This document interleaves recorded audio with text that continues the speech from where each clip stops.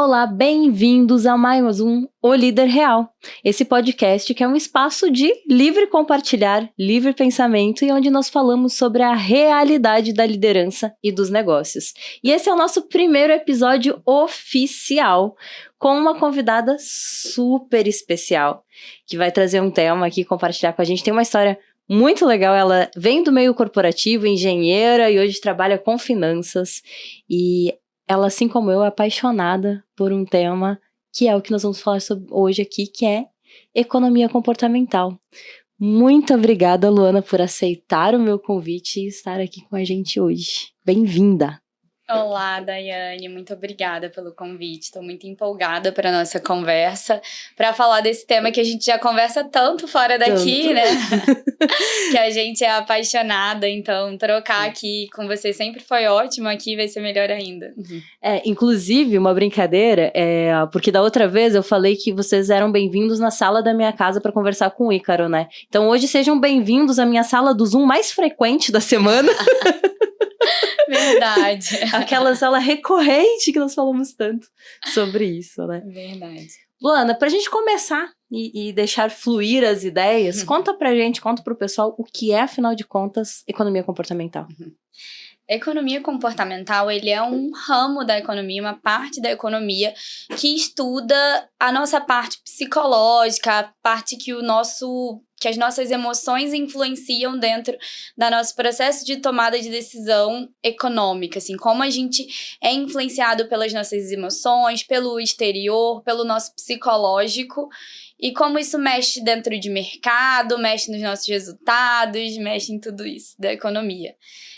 Antigamente era muito essa parte de economia tradicional, ela diz que existe um mercado eficiente, que as pessoas agem todas de uma forma racional, Que mentira! De uma forma matemática ali, facilmente calculada, e aí vem a economia comportamental para dizer, não, peraí, né, nós não somos seres matemáticos, nós somos seres emocionais, nós somos seres, na maioria das vezes, irracionais. Exatamente. Então, a gente vai tomar nossas decisões de acordo com as nossas próprias emoções e o que aquilo está gerando na gente. E é muito interessante, né? Eu falo em todos os encontros aqui e eu falo muito em todos os lugares que nós somos seres emocionais que detêm razão e não seres racionais que detêm emoção. E aí tem gente que fica assim, como assim, Daiane? Como assim? Então, é biológico mesmo, gente. É biológico, nós somos emocionais e chega a ser burro a gente não levar em consideração isso nos negócios. Achar, não, aqui ó, 2 mais 2 é assim. Uma frase que a gente escuta muito, a última linha da planilha é a que importa. Mas como que a gente chega nessa última linha da planilha, né? Pois é, se fosse todo mundo, assim, resolvesse só com planilha, o mundo seria muito mais fácil, né? Que eu acho que as pessoas, elas querem uma resposta fácil e rápida para tudo. E quando você mexe em comportamento, nada é fácil, nada é rápido. Tudo é uma questão de trabalho que precisa ser desenvolvido. Dá muito mais trabalho, gente. Mexer com comportamento dá muito mais trabalho do que preencher uma planilha. Vamos lá.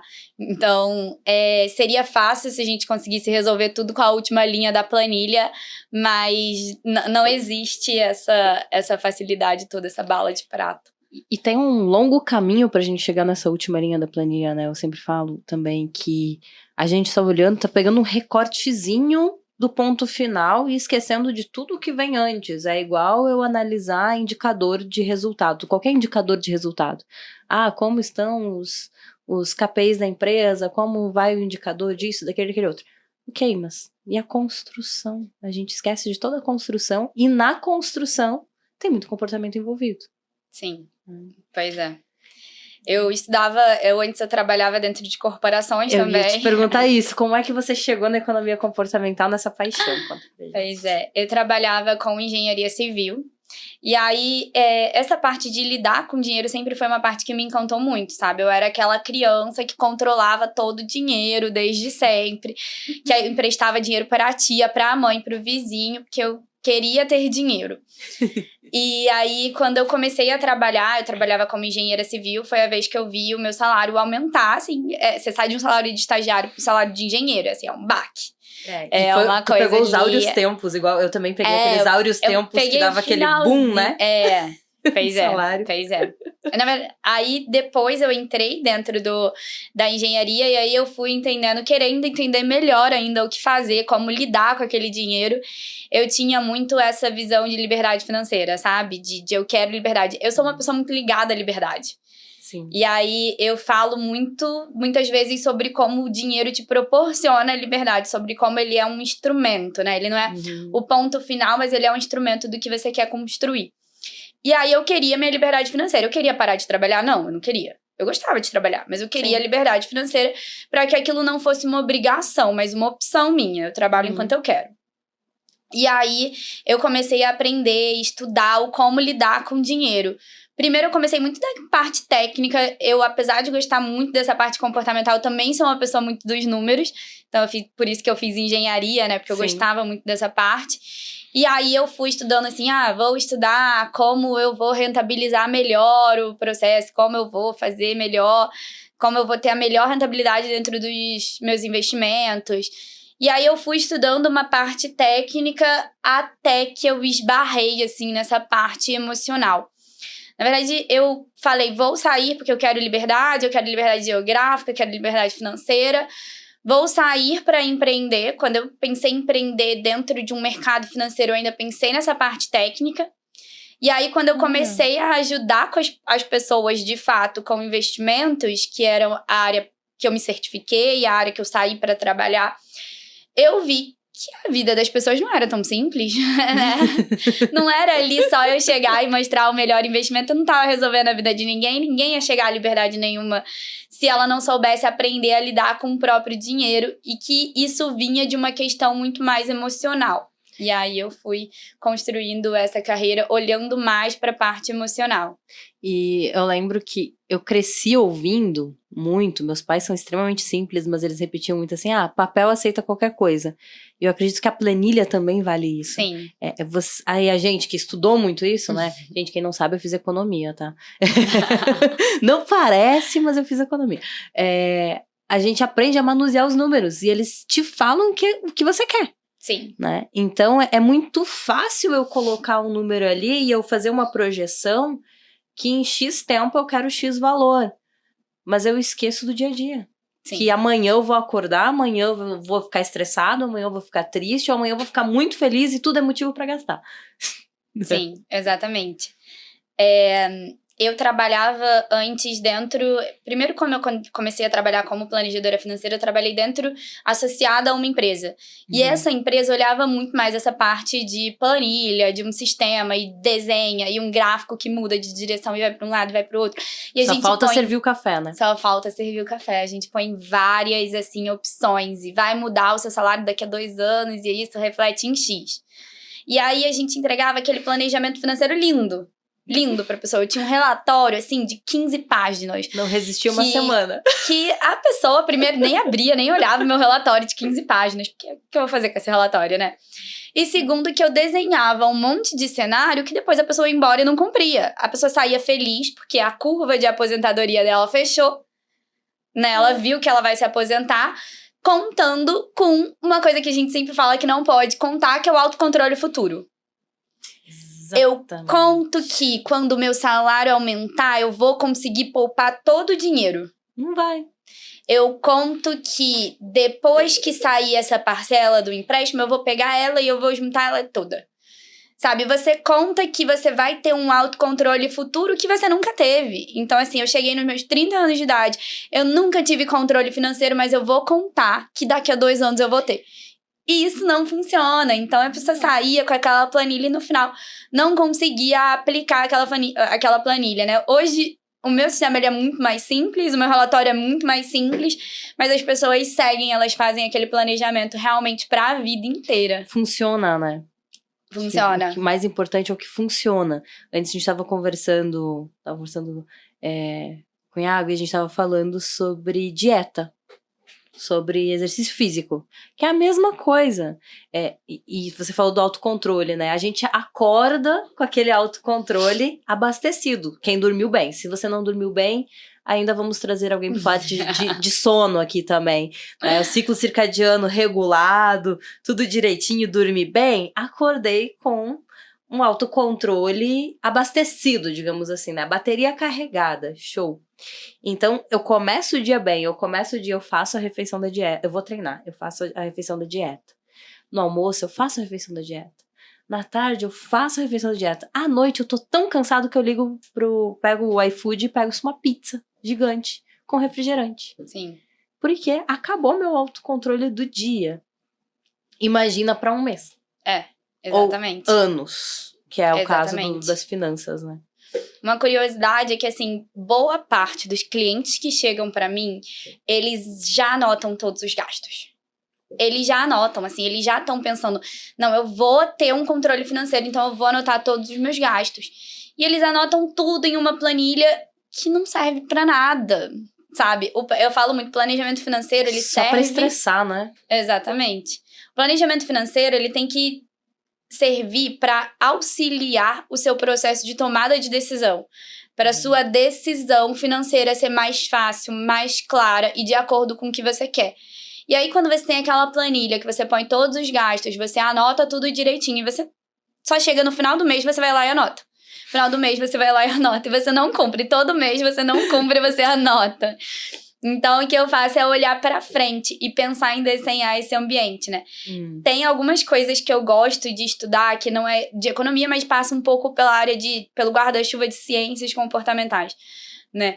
Como a nossa relação com o dinheiro, ela tem muita relação, às vezes, com a comida. Então, a forma que a gente lidar com comida é uma forma psicologicamente parecida que a gente lidar com dinheiro e até uma forma que a gente lidar com o nosso tempo também. Então, são coisas que são totalmente psicológicas e a gente tenta ficar olhando de uma forma racional. Olha que legal. Lembra do Enneagrama? Gente, Enneagrama, eu tenho que lembrar de contextualizar, né? Que a gente não tá fazendo papo só nós duas.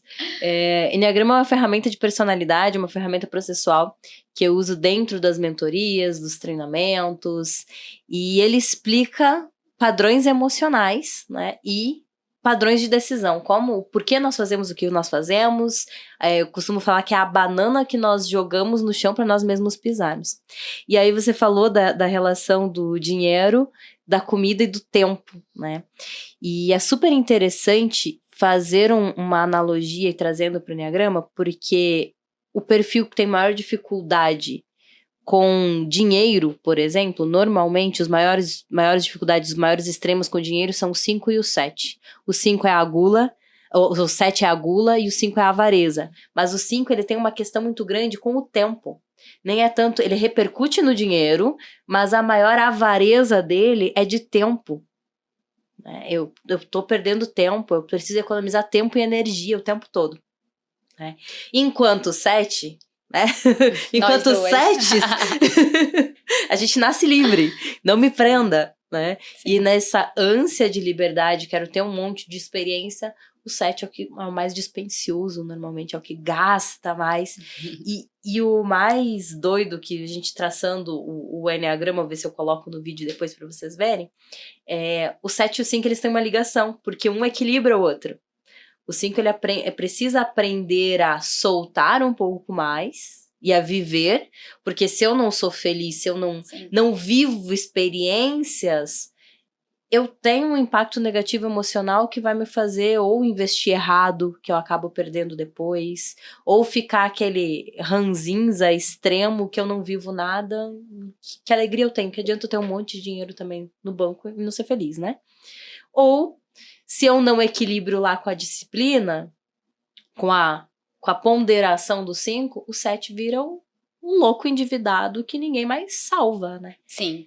Então é muito interessante olhar todos esses prismas das emoções e o quanto nós somos, de fato, levados e regidos pelo nosso emocional. O tempo todo. Eu tenho ânsia de ser livre, como você falou. Você conseguiu logo equilibrar esse ponto, né?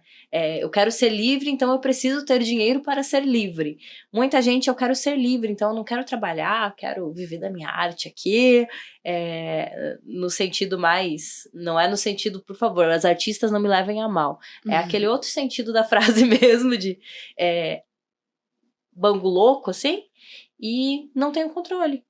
Então, os extremos a gente precisa cuidar, tanto o extremo da planilha quanto o extremo de soltar de vez e vou ser feliz. Sim.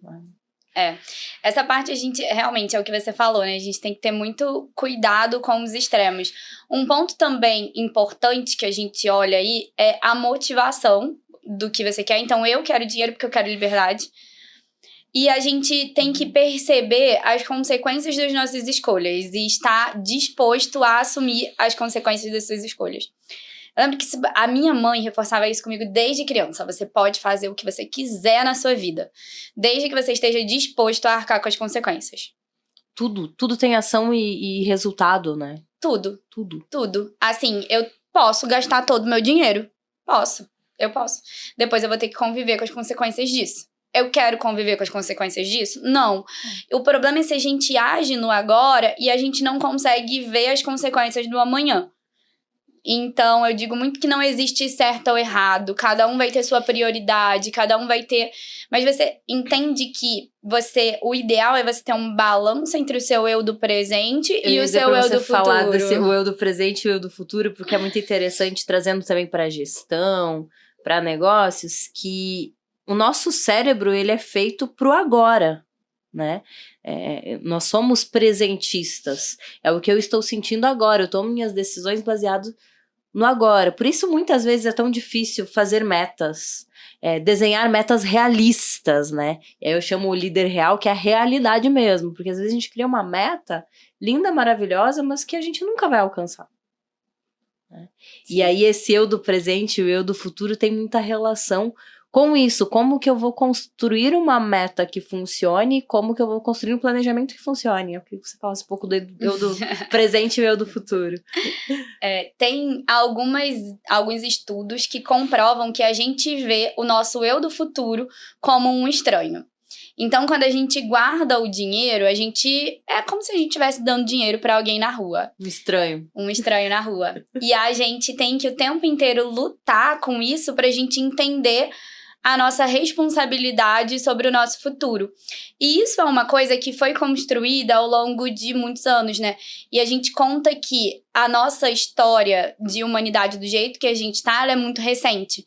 Então, de quando surgiu o Homo sapiens até o que a gente tá agora, se você for contar, 300 anos atrás, a média de idade de vida das pessoas era 30 anos. Então, como o nosso sistema biológico, toda nossa resposta biológica, aos nossos instintos, tudo foi construído para que a gente tivesse agora, né? Então, você vê que muito antigamente, desde quando foi construídas as aldeias, as pessoas elas tinham que caçar e elas tinham que comer na hora, senão a comida estragava. E tudo isso que é projetado para o futuro, a gente ter uma expectativa de vida alta, tudo isso é uma coisa muito recente se você for contar os milhares de anos dentro da história que o ser humano existe, ele foi construído e todos os nossos sistemas internos foram desenhados para isso. E de repente a gente agora tem uma expectativa de vida que só cresce, né? A gente tem uma expectativa cada vez mais alta e se espera que a gente tenha cada vez mais alta. E aí, como a gente muda a nossa mentalidade, o nosso sistema, no ritmo que as coisas estão acontecendo dentro da humanidade. E cada vez a expectativa de vida cresce, as opções aumentam, o conforto aumenta. Então, nós mudamos totalmente todo o nosso cenário, sendo que biologicamente a gente não conseguiu evoluir tão rápido, né? Então, nós temos desafios todos os dias com a nossa máquina biológica mesmo, para lutar, como você falou, contra as diversidades, contra os desafios e deixar esse legado, deixar esse dinheiro, deixar saúde também, não só dinheiro, mas pro eu do futuro, né? Pro eu do futuro, exatamente. E além disso, né, a gente olha antigamente as pessoas, elas se aposentavam muito mais cedo, então elas tinham pouco tempo para viver com a aposentadoria. Hoje em dia, a gente nem sabe o que vai acontecer com a nossa aposentadoria no futuro, né? Aposentadoria, o que é isso? Pois é. Então, as pessoas, elas vão trabalhar até mais tarde.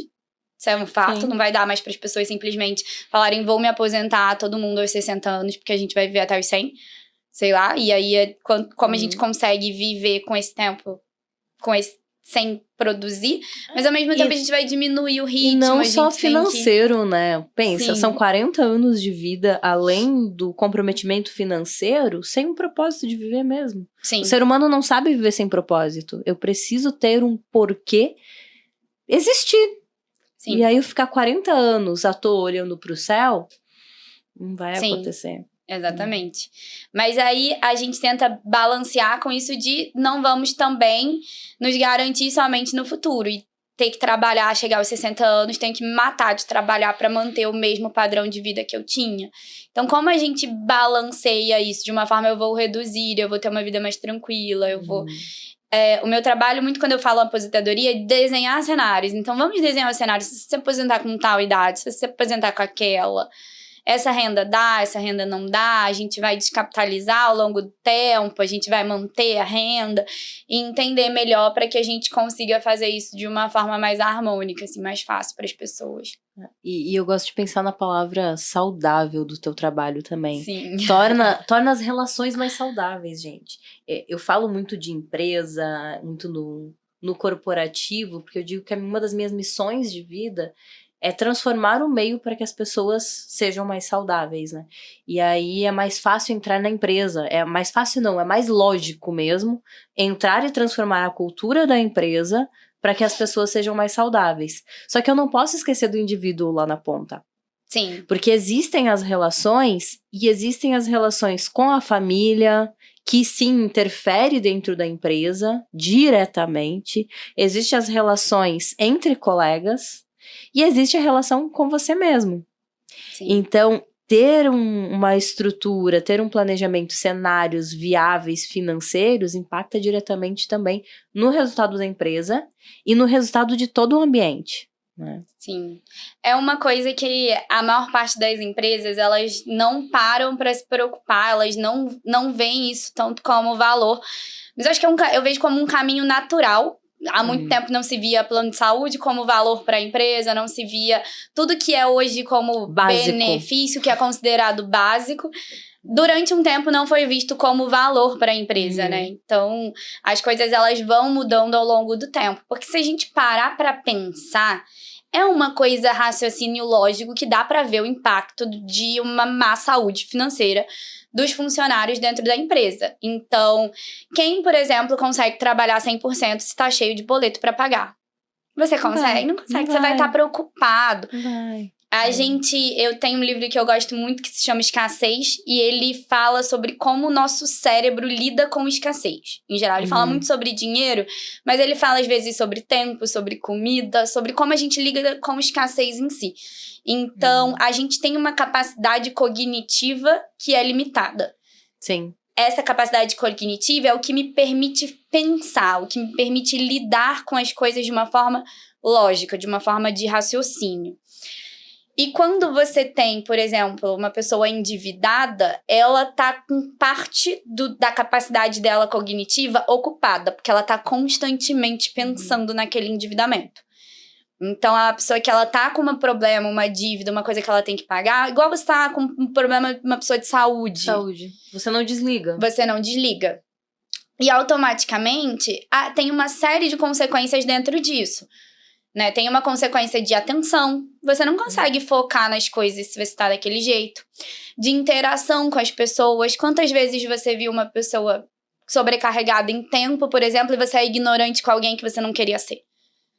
Porque a sua capacidade cognitiva tá limitada. Então, de repente, eu sou ignorante com alguém que eu não seria porque eu já tô estressada com o meu problema financeiro.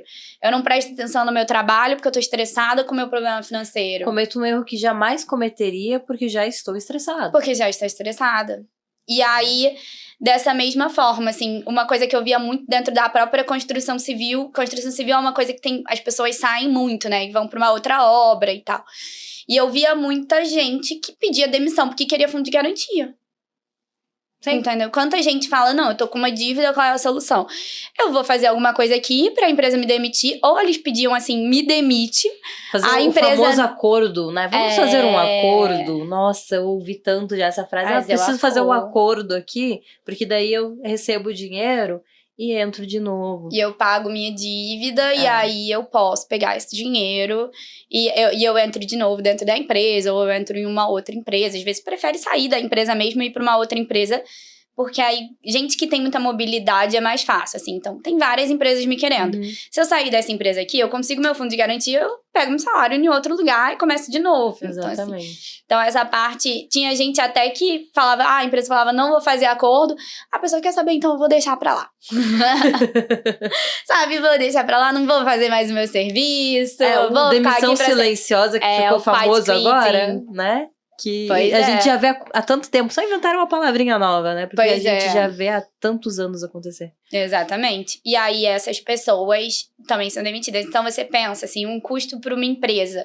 Ele vai ter o custo da atenção, ele vai ter o custo do relacionamento das pessoas e todo o custo ligado a você ter que contratar uma outra pessoa depois, né? Sim. Então, recrutamento, treinamento, tudo isso que você conhece muito melhor. Custos da empresa Nossa senhora. Dói. De seleção, pois é. E leva muito tempo, a curva de aprendizado de uma pessoa nova também leva muito tempo. Então, o investimento é muito maior do que o salário nominal, né? Sim. E você perder isso, a gente vem, claro, de uma falta de inteligência financeira, de educação financeira desde a nossa base, mas eu acredito que a falta maior ainda, não sei se você vai concordar comigo, mas a falta maior é da inteligência emocional mesmo. Porque se eu entendesse de emoções, eu teria menos problema financeiro. Sim. Esse emocional conta bastante.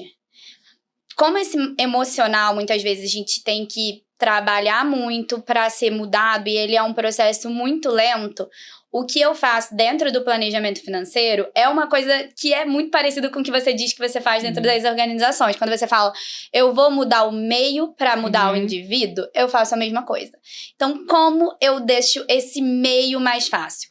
Como eu deixo a minha relação com o dinheiro melhor e como eu faço, por exemplo, um processo de poupar dinheiro, um processo de conseguir economizar, investir, como eu torno aquilo automático para que aquilo dependa menos das minhas emoções.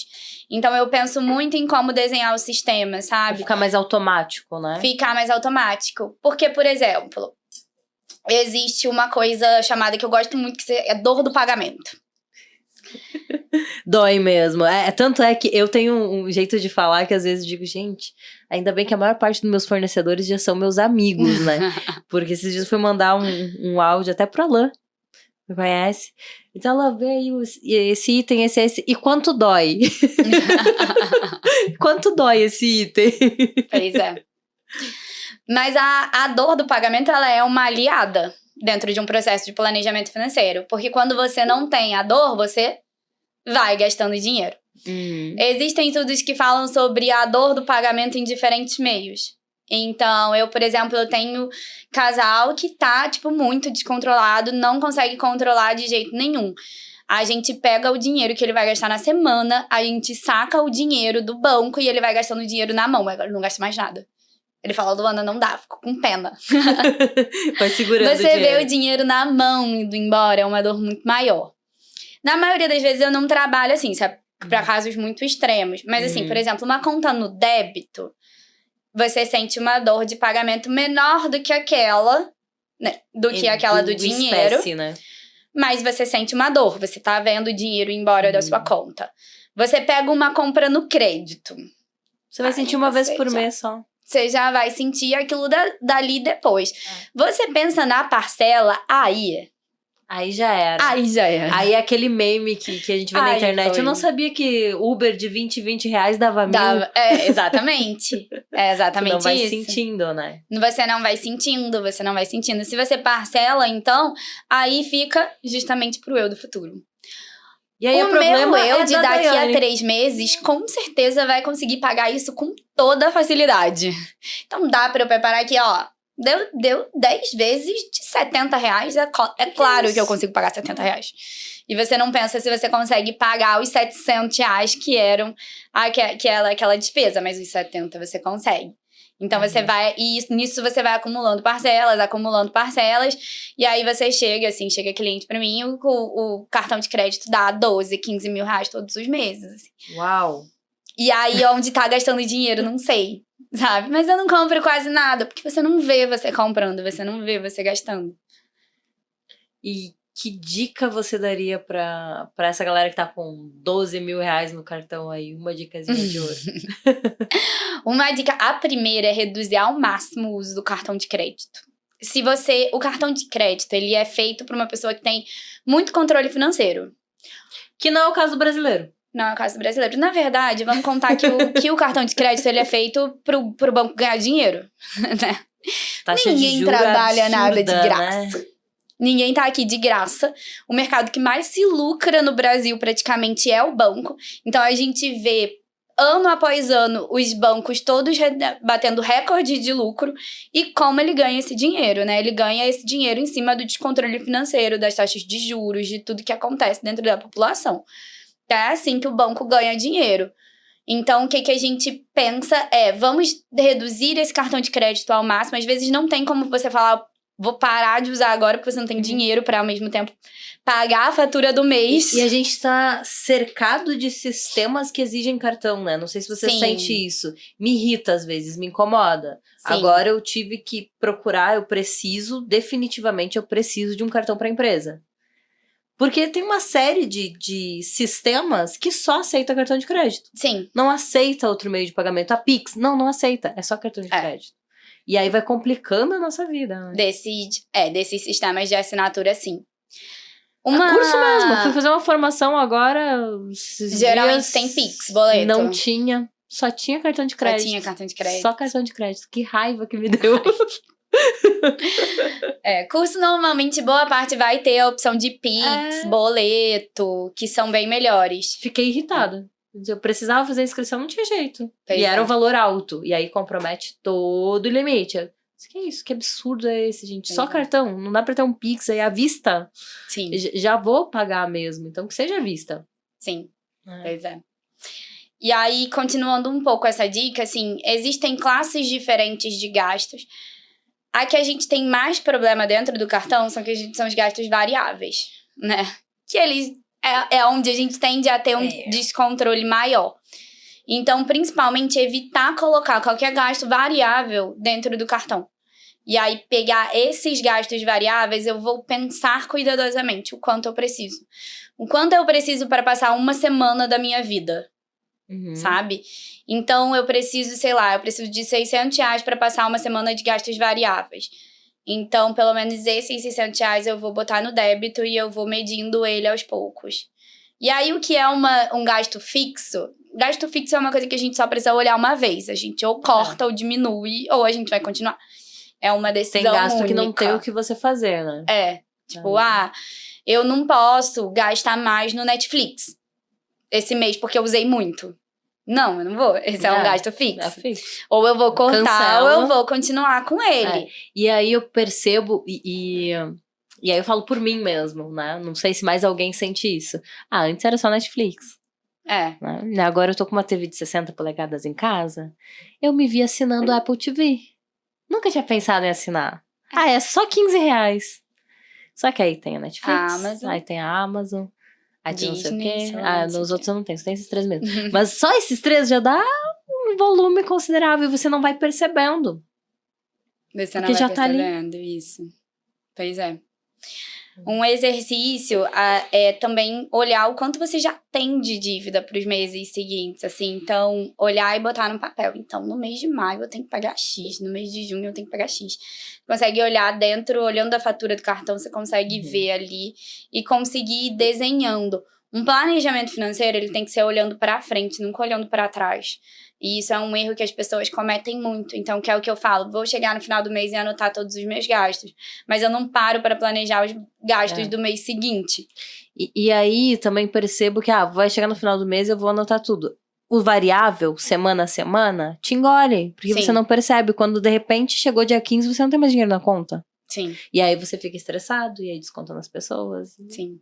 Volta para aquele ciclo, né?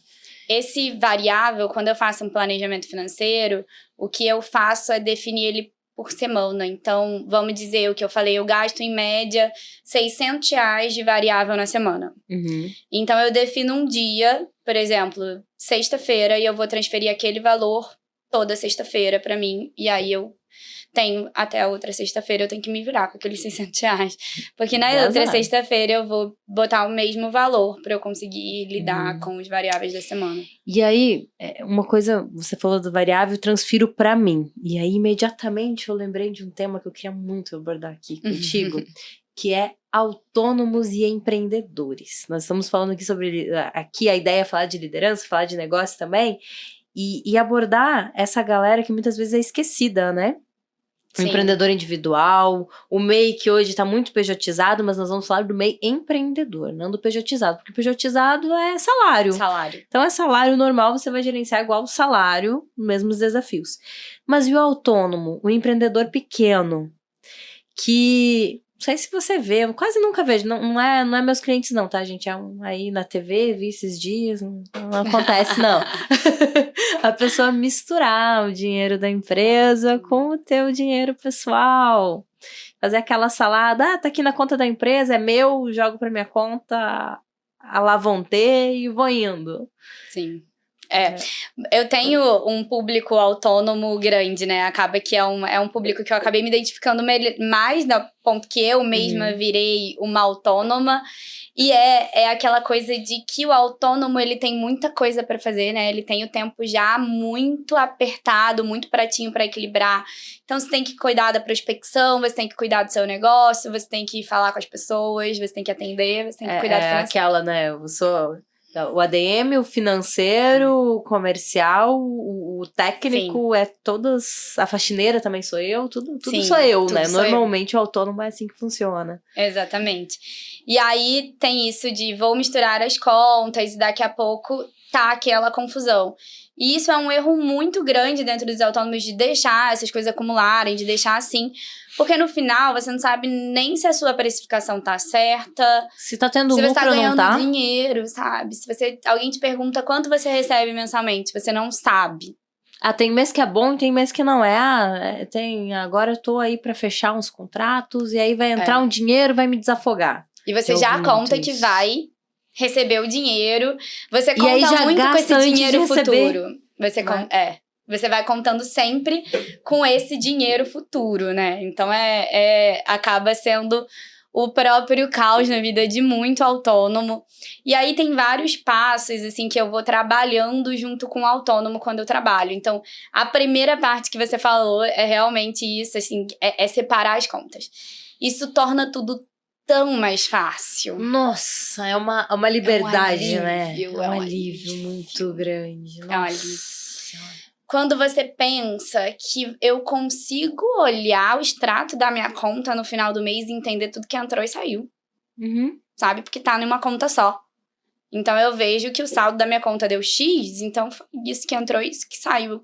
Consigo botar ali, preencher uma planilha, ver o meu lucro de uma forma muito mais fácil. Porque se você não tem as contas separadas e você pensa, vou implementar uma planilha. Vai virar bagunça? Porque é um monte de remessa pra você mesmo. É a zona. E aí você pega o cartão da empresa e você tem o seu tratamento estético. Você tem a viagem de férias que tá no cartão da empresa e ao mesmo tempo a cadeira do seu escritório tá no seu cartão pessoal. Porque é onde tinha limite. Porque é onde, sabe? Eu me dá nervoso só de pensar. Fica aquela confusão, exatamente. E aí você pensa, não sei por onde começar. Não tem como, por onde começar. O meu contador ria, eu digo, só cliente que te estressa. Aí eu queria que todos os clientes fossem assim, porque uma vez por semana eu mando alguma dúvida pra ele, eu pergunto alguma coisa. Só que, quando tem o meu balanço lá, o meu fechamento, eu brinco que eu mando o balanço pronto.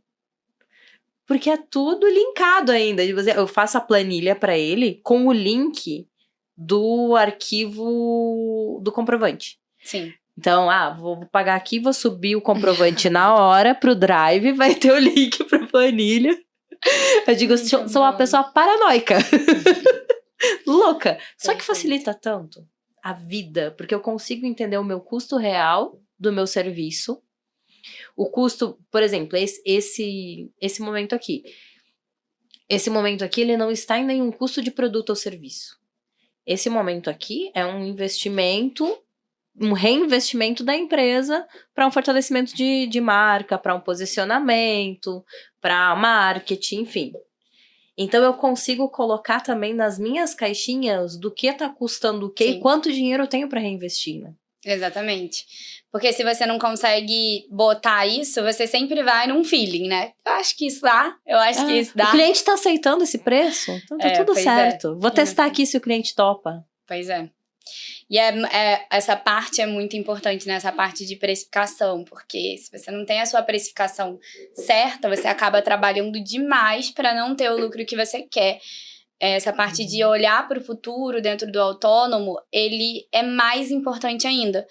Porque eu tenho que entender com a minha precificação, com o meu serviço, com o meu posicionamento no mercado hoje, eu consigo chegar à vida que eu quero no futuro, sabe? E aí você vai crescendo também, a gente tem um outro, voltando, falando de economia de novo, tem o custo de oportunidade também. Sim. Então, muitas vezes o cliente não vai aceitar um preço a mais, mas o que eu consigo alterar também no meu serviço ou no meu produto, que eu continuo tendo vida e vou ter mais dinheiro.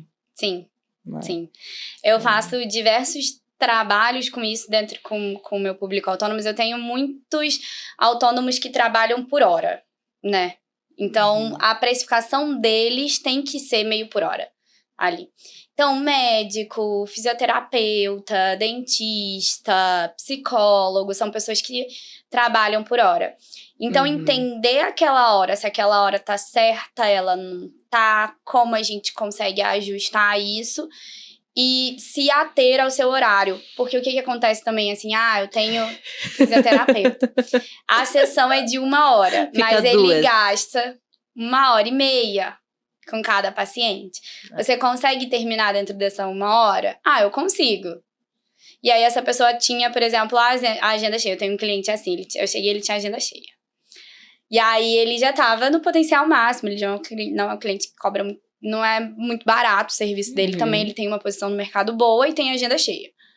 Aí, ele pensou, o que vai fazer? Quando a gente foi ver essa questão de horário, uma redução desses minutos, de um mês para outro, ele aumentou 30% o faturamento.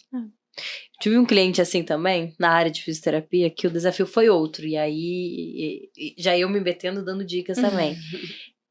É muito importante o cuidado que você falou, gasta tempo a mais. Ele não calculava o deslocamento. Muito. Isso acontece porque muito. Ele atendia a domicílio. A maior parte da agenda dele era a domicílio. Ele migrou, agora são a metade da semana ainda a domicílio, metade da semana na clínica. E aí ele tinha o mesmo preço para o domicílio e para a clínica. Eu fiquei apavorada. Eu disse, o teu deslocamento... Tem tempo, tem gasolina, tem estacionamento. Porque você gasta o dobro do tempo. Sim. Dependendo de onde você vai, você tá gastando uma fortuna de combustível e de tempo. Porque você tá deixando de atender outro cliente. E aí, esses dias eu mandei uma proposta, eu escrevi assim... esse é o valor das horas acrescidos do custo de oportunidade de abrir mão de estar com outros clientes. Então, eu cobrei uma diária a mais. Porque tinha uma viagem envolvida, tinha todo um contexto que eu preciso contar no meu preço. Claro. Porque eu deixo de estar fazendo outra atividade que vai me rentabilizar também. E muitas vezes as pessoas esquecem disso. Só vou lá atender, vou ganhar esse dinheiro aqui e tô feliz. Você deixou dinheiro na mesa. Perfeito. Muitas vezes, né?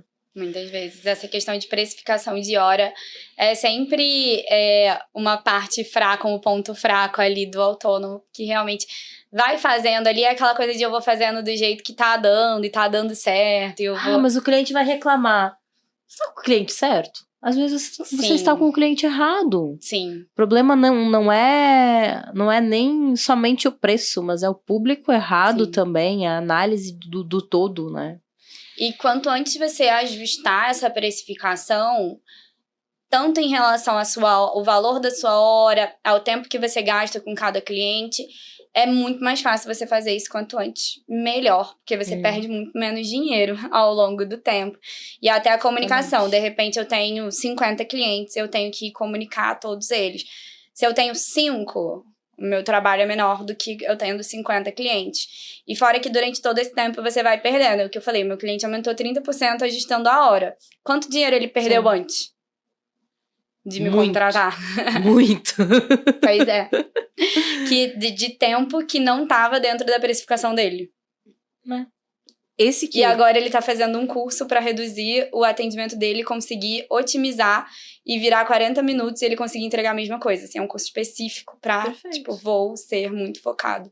E sendo 40 minutos, mais uma redução, ele consegue botar mais gente na dentro da agenda. Esse meu cliente, além de ele estipular o dia que seria na clínica, e só aí ele já ganhou dinheiro pra caramba, porque ao invés de atender 4 pessoas, 5 pessoas no dia, ele pode atender 10. Dobrou o tempo. Sim. Né? Tem os 2 turnos, Exatamente. vira 8, 10 pessoas que você consegue atender. Exatamente. Ele mais do que dobrou o preço. Porque o preço dele estava muito baixo, até voltando ao comportamento e à emoção, faltava confiança. Como que eu vou cobrar tanto assim? Teu cliente está certo, teu cliente está errado? É um cliente bom, de fato? Né? Aquele cliente que te paga bem e não te estressa? Sim. Ou é o cliente que te paga mal e ainda te distrata? E aí tu sai de lá passando mal, né? E aí tem negócios que não valem a pena, né? A realidade do dia, claro que tem a realidade do dia a dia. Eu preciso desse cliente porque eu preciso do dinheiro. Não tenho o que fazer, não tenho outro cliente agora. É uma situação muito pontual, mas você já vai planejando, organizando para você conseguir um cliente melhor e demitir aquele cliente ruim, né? E aí outra coisa que ele fez foi organizar a agenda, porque... Outra coisa. Gente, organiza a agenda de vocês, por favor. Como ele atendia a domicílio, ele atendia uma pessoa na Tijuca, depois ele ia pra Barra da Tijuca. Era 1h30 no trânsito. No mesmo dia. E sem nada precificado.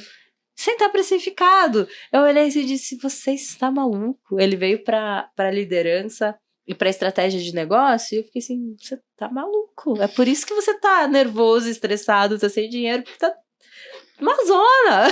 Sim. Tá uma zona aqui. Como é que tu atende alguém da Barra e depois... primeira hora da manhã teve um dia que ele superou. Primeira hora da manhã era Barra, depois ele me atendeu em Copacabana e depois ele ia pra Niterói.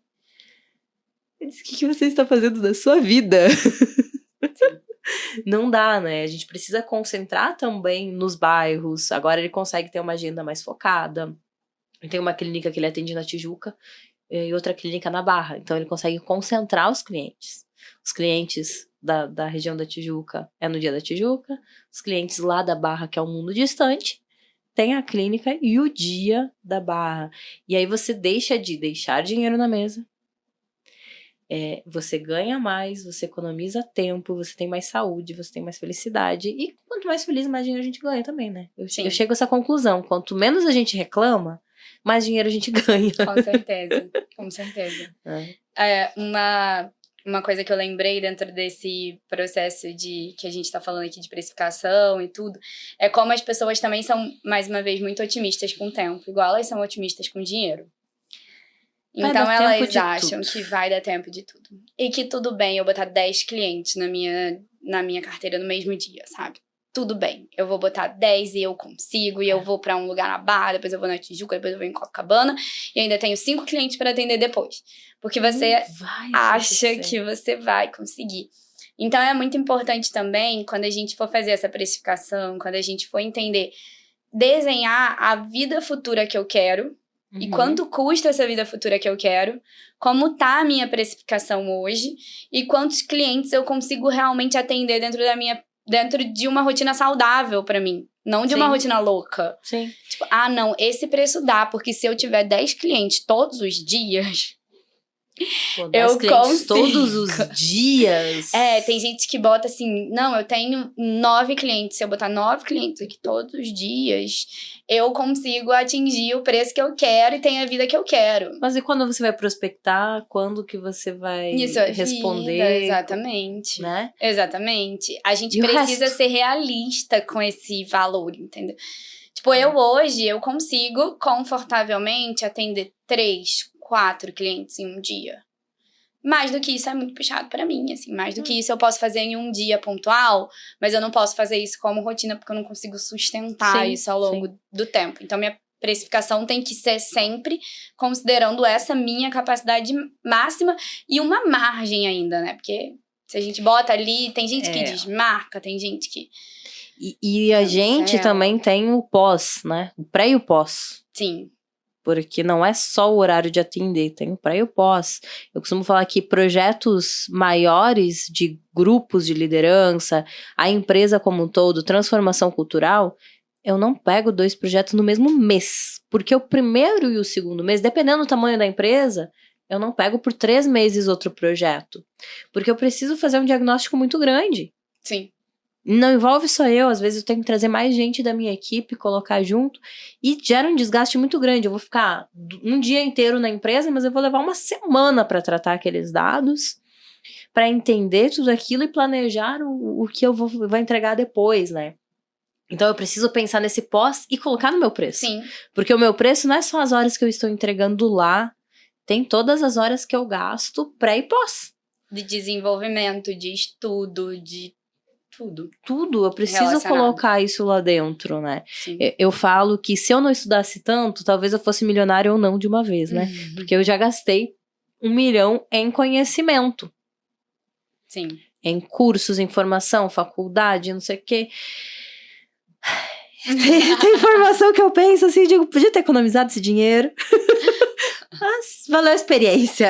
Você ganha ou aprende, né? Valeu a experiência. Nem que seja experiência do que não repetir.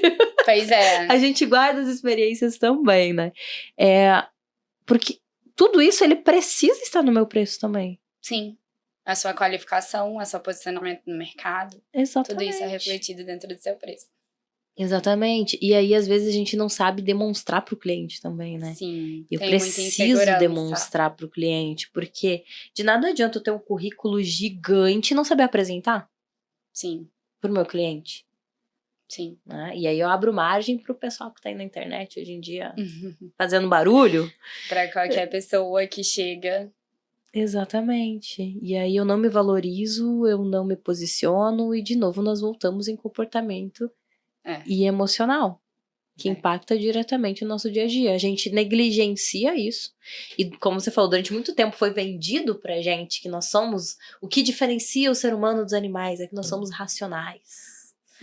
Que não somos. Não somos. 99% do tempo a gente não é racional. Aí eu gosto daquele... emocional. Não sei se você já viu a Ilha das Flores, aquele documentário. Já vi. É bem impactante. Bem triste. Mas o que diferencia o ser humano, na verdade, é o dedão só que a gente tem, né? O resto... Em algum momento ele fala que a gente tem o dedo que faz pinça, que aí isso é uma das coisas que diferencia a gente de outros animais. Sim. Porque ser racional, não somos. Não somos, nós somos animais irracionais. E nós temos que, de uma vez por todas, aceitar isso. E considerar isso. O que eu posso é ter uma previsibilidade, uma compreensão da minha limitação cognitiva, da minha limitação, da minha racionalidade, para que eu tome melhores decisões. Sim. Né? Seja de dinheiro, seja de negócio, seja de desenvolvimento, que tá tudo ligado, tá, gente? Eita, que eu ainda vou derrubar esse microfone aqui, a pessoa tá aprendendo ainda a lidar. Tá tudo interligado, né? Sim. Porque sem dinheiro eu não me desenvolvo, eu não tenho negócio, eu não tenho nada também. Exatamente. Essa parte de precificação e como a gente fala para se posicionar dentro do mercado tem uma parte muito importante também, porque, por exemplo, eu saí de uma carreira corporativa. Dentro de uma carreira corporativa, eu tinha um chefe que julgava se eu deveria receber mais ou não. Então, sei lá, uma vez por ano, num ciclo de avaliação, ele decidia se eu merecia um salário, mudar para um posicionamento melhor, se eu ia subir de cargo. E agora, quando você vai empreender, você não tem. Você é o seu chefe. Se você não colocar que você merece subir o seu preço, de que você merece se posicionar melhor no mercado, de que você realmente pode cobrar mais pelo seu valor, ele não vai chegar de um outro lugar. Essa chancela não vai chegar de um outro lugar. Teu cliente não vai te oferecer mais dinheiro. O cliente não vai chegar e falar, olha, eu acho que você merece mais dinheiro. Não, você tem que olhar pra você e falar, eu mereço mais dinheiro. Eu realmente preciso, o meu trabalho, o valor que eu entrego dentro do meu trabalho, eu posso cobrar mais por ele, porque eu entrego o valor que está dentro do que eu estou cobrando. E aí é importante essa frase, eu entrego o valor que eu estou cobrando. Não é que eu preciso de mais dinheiro para a vida que eu quero, é que eu entrego o valor. Se eu entrego o valor, eu coloco preço. Exatamente. Porque se eu não entrego valor, se eu sou só mais um, eu vou ser pago como só mais um. E aí, no mundo corporativo, a gente procura pós-graduação, procura certificação disso, certificação daquele outro. E muito autônomo, muito empreendedor, esquece de estudar. Sim. E estudar, eu não tô falando só em graduação, não. Você não precisa da faculdade para estudar. Você pode estudar de diversas maneiras, desde que você busque qualificação o tempo inteiro. Né? Sim. E você esquece de se qualificar, e daí eu só tô precisando de mais dinheiro, de repente eu vou aumentar meu preço, será que o cliente vai aceitar? Se você não entrega valor, ele não vai aceitar. Exatamente. Tem que ter o valor agregado dentro do seu serviço.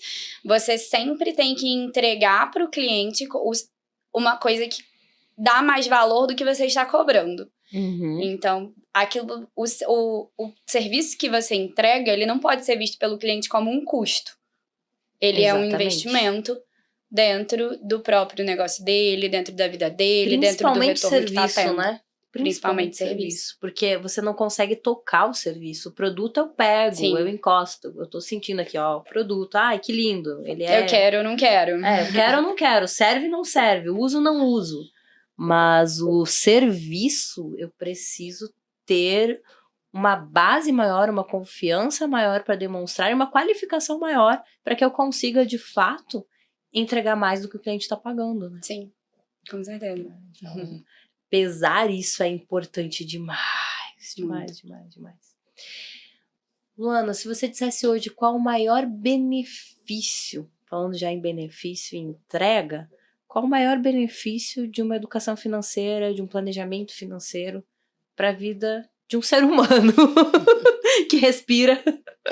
Sim. Então, eu vejo que o que mais tem de benefício é em relação muito à saúde financeira. Eu vejo que você ter... deixa eu ver. Eu vejo que você ter mais tranquilidade na sua vida financeira é o que causa o maior benefício.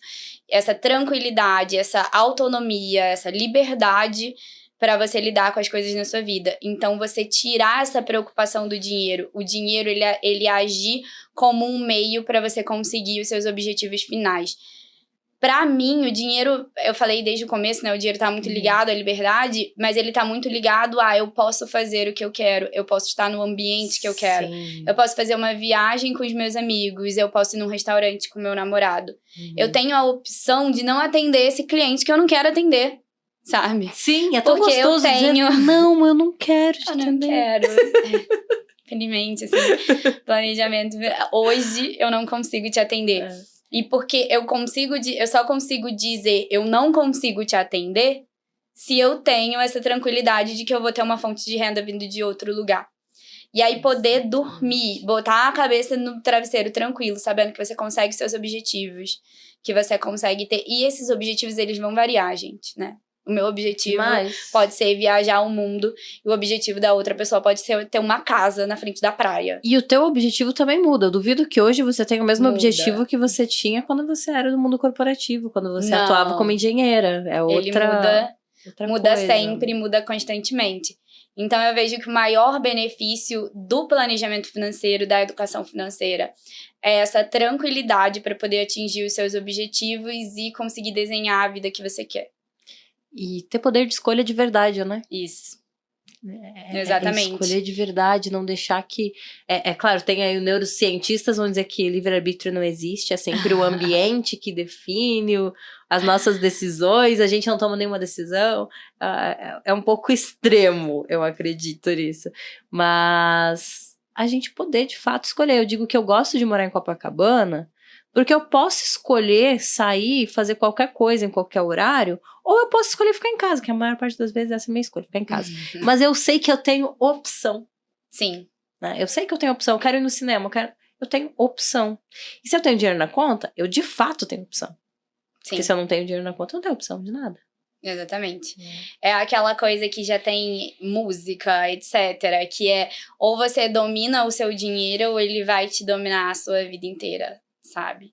Ou você vai atrás e você controla o seu dinheiro e você faz o dinheiro agir para você ter as suas opções, para você poder fazer as suas escolhas, ou as suas escolhas vão ser tomadas pelo dinheiro, pela sua falta de opção. E eu lembrei de uma outra história que eu vi um tempo atrás, muitos anos atrás, na verdade, e que me marcou uma frase do Caio Carneiro. Hoje em dia eu nem acompanho mais muito o conteúdo dele, não. Mas eu lembro de uma palestra dele, anos atrás, que ele disse assim, dinheiro não aguenta desaforo.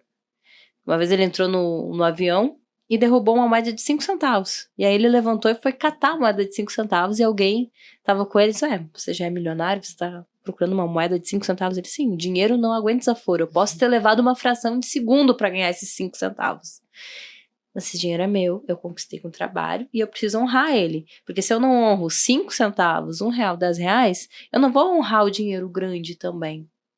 Sim, exatamente. Então, é aquele, é só R$5, é só isso. É o que a gente falou, né? De coisa em coisa. Quando a gente realmente não tem controle financeiro, quando a gente pensa, é só uma coisinha aqui, é só uma coisinha ali, você acaba que aquilo dali se torna uma cultura.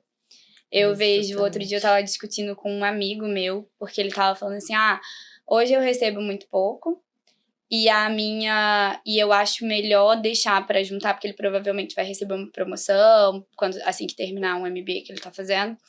Então eu vou deixar pra juntar quando eu fizer a promoção. Quando eu receber a promoção. Não vai, assim, não vai, porque a gente precisa desenvolver na gente o hábito de juntar dinheiro, o hábito de ter uma relação mais saudável com o dinheiro. Porque senão o que acontece é o que acontece na vida de todo mundo. Você, de repente, você sai de estagiário recebendo R$1.000, aí você começa a receber 3.000 e você não acha que você vai conseguir juntar quando você receber 5. E você chega nos 5, você acha que vai conseguir quando você chegar nos 8. E isso vai até no momento que você tá recebendo R$30.000 por mês e você não consegue juntar dinheiro. Porque não é só você receber mais dinheiro. Se você não muda a sua relação com ele, nada muda. Não. É uma coisa que eu fiquei apaixonada agora, o banco digital tá com o guardar dinheiro de forma automática, né? Eu sei o fluxo de entrada de dinheiro, eu sei qual é a data. Então ele tá automático. Por exemplo, a meia-noite essa noite entrou dinheiro. Automaticamente ele tirou 15%. Sim. É um valor que já tá estipulado, eu nem vi entrar, na verdade. Entrou e foi pra lá. Tá lá guardado. Tá lá. Sim. Tá lá na reserva, pro fim que é pra ser. Acabou. Eu não vejo esse dinheiro na conta, então eu nem sinto dor de guardar. Sim. Digamos assim, porque eu não vi. Ele tá automático. O dia que entra, ele já guarda e fica escondidinho de mim. Porque eu não posso contar com a minha emoção do futuro em não gastar esse dinheiro se ele estiver disponível. Sim. Eu tenho que tirar a disponibilidade dele. Perfeito. Né? É isso mesmo. E aí, isso é o que eu venho falando no começo, que é sobre desenhar o sistema. Como você desenha o sistema para você não depender tanto da sua decisão de ir lá e juntar dinheiro, do seu autocontrole. Se você depender todos os meses de falar lá, eu vou pegar e eu vou juntar esse dinheiro, na maioria das vezes você não vai, mas se aquilo dali já foi programado, já é automático, você não vê aquele dinheiro na sua conta, é muito mais fácil para você. Porque você não pensa que você tá deixando de usufruir um dinheiro. Sim. Porque você não tá vendo ele.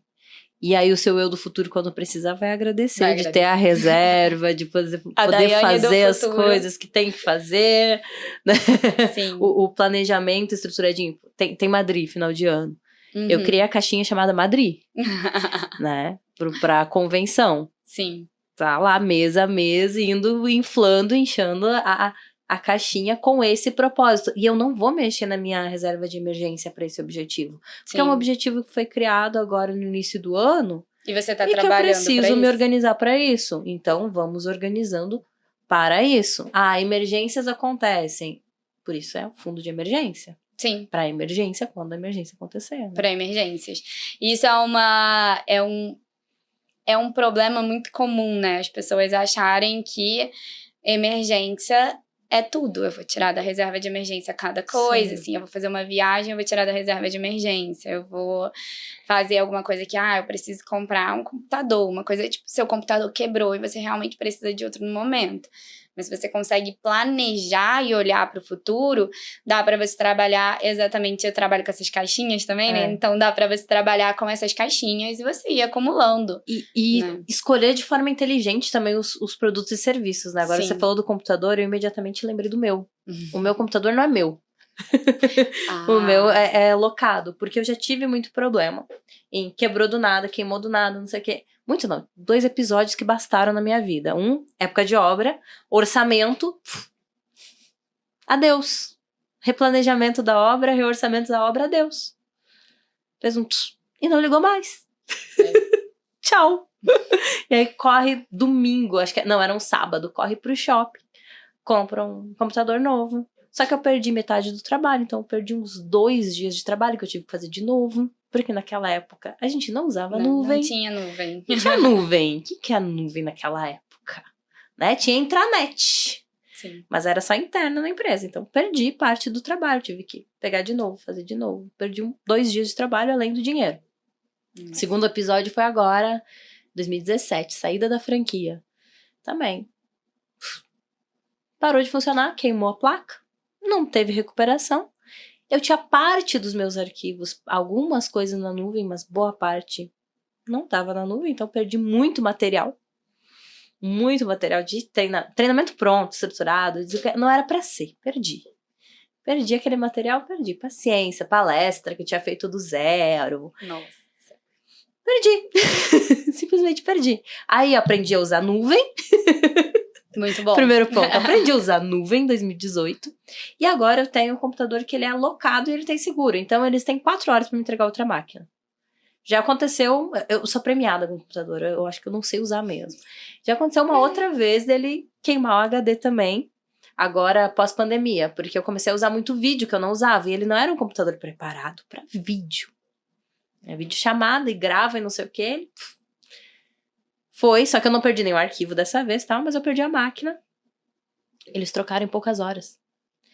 Esse tempo de troca, pra mim, vale dinheiro. Sim. Porque eu perderia dinheiro de ter que ir comprar outro e não sei o quê, ou mandar pra assistência. Teve uma questão do computador que foi assistência mesmo, só que eles vieram, retiraram, me deram outra máquina enquanto eles consertavam. Então, esse tempo, pra mim, que eu dependo de estar em videochamada muito tempo, boa parte do meu dia, eu dependo do que eu tenho ali, dessa máquina, faz diferença. E aí, quando você soma todo o valor numeral no final do contrato, não tem lógica porque é mais barato eu comprar um computador. Mas quando eu olho o entorno, o benefício, e quando eu olho a redução do risco, vale a pena. Vale a pena. Exatamente. Aí compensa. E aí é bom que você tem muita consciência do quanto custa as coisas, realmente, Sim. do valor da sua hora, de quanto custa o seu retrabalho e você ter que fazer tudo isso novamente. Então Sim. você consegue ver que o melhor para você é ter o seu computador ali. E aí é muito pelo conceito, assim, também, de que nada paga o estresse que você passa. Não. Né? Não. Pra além do valor da sua hora. Além disso, a saúde, dá uma gastrite. Temos gastrite da época da obra ainda. Sim, né? Temos, eu também tenho. Gastrite do tempo da obra. Eu fiquei uma semana no hospital na obra. Me reviraram do avesso. Tava com inflamação no estômago, não sei o que era. Emocional, estresse. Eu também, eu saí parou. Parou não, diminuiu. Quando eu tô muito estressada, assim, aí acaba que volta, mas é herança da obra. Mas nunca mais fiquei uma semana no hospital. Então também valendo, não passa assim meses doendo. E a gente falou pra caramba de dinheiro, e talvez alguém esteja perguntando assim, mas o que tem a ver com liderança? A gente fez várias conexões. Mas quando eu falo do meu autocontrole, eu gosto de fazer a referência à autoliderança. Mesmo quem não tem equipe... Mesmo quem não tem equipe, a gente precisa nos autogerenciar e nos autoliderar, né? E aí, pra gente finalizar hoje, mano, eu quero que você olhe pra câmera e compartilhe seu conhecimento e o que você sente o que é ou como é o líder real. Não o desenhado do livro, o idealizado, mas o de verdade, o que tá no dia a dia. O que é ou o que ele faz, o líder real. Hoje eu vejo que o líder real é a pessoa que entende as suas limitações e sabe lidar melhor com ela.